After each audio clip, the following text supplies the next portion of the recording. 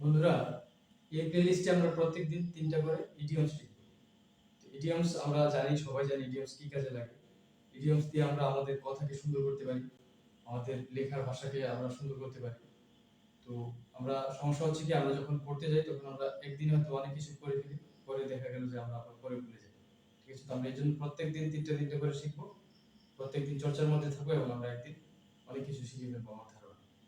যাই হোক, তো শুরু করি তাহলে। প্রথমটা হচ্ছে আমাদের as sick as dog, মানে খুব বেশি অসুস্থ হলে আমরা ব্যবহার করতে পারি as sick as dog। তো কিভাবে আমরা বাক্যে ব্যবহার করতে পারি?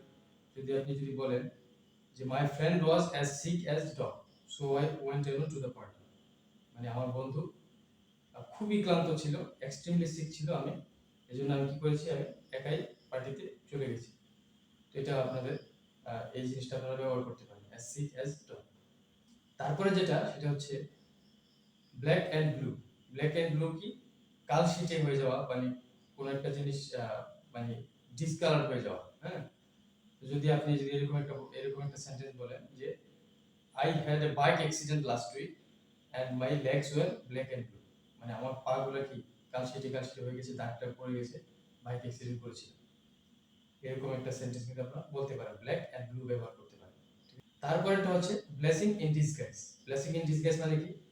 আপনি যদি হয়তো বা এরকম একটা সিচুয়েশনে পড়লেন যে আপনি হয়তো বা আপনার মানে কিছুটা খারাপ হয়ে গেল, হ্যাঁ, আপনার দুর্ভাগ্যবশত একটা জিনিস হয়ে যাওয়ার কথা ছিল, কিন্তু এটা সৌভাগ্য হয়ে গেছে আপনার জন্য। যেটা আপনার জন্য খারাপ হওয়ার কথা ছিল সেটা ভালো হয়ে গেছে। যেমন ধরেন এরকম যদি হয় যে আপনি একটা ইনজুরিতে পড়লেন এবং হসপিটালে গেলেন, হসপিটালে গিয়ে দেখলেন যে আপনার হয়তো বড় ধরনের একটা ডিজিজ আছে, যেটা আপনার এই ইনজুরিটার কারণে ধরা পড়লো, এবং আপনি প্রাথমিক স্তরে ধরা পড়ার কারণে আপনি যেটা চিকিৎসা ভালো করতে পারলেন। হ্যাঁ, এই ক্ষেত্রে আপনি বলতে পারেন the injury was A blessing in disguise for me, মানে আমার এই অসুস্থ মানে ইনজুরিতে পড়াটা আমার জন্য কি ভালো হয়েছে, এটা আমার জন্য ঠিক ব্লেসিং ইন ডিসগাইজ বলতে পারেন। ঠিক আছে? তো আজকে এই তিনটাই থাকুক।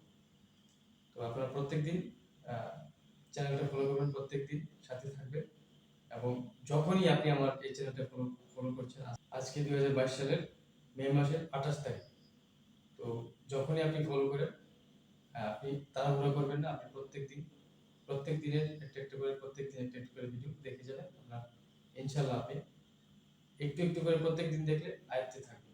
ঠিক আছে? আর একদিনে যদি অনেক ভিডিও দেখে ফেলেন, আপনি ভুলে যাবেন। একদিনে যে 3টে দেখলেন, এই 3টে সুন্দর মতো আয়ত্ত করেন এবং ইনশাআল্লাহ আস্তে আস্তে ইমপ্রুভ করবেন।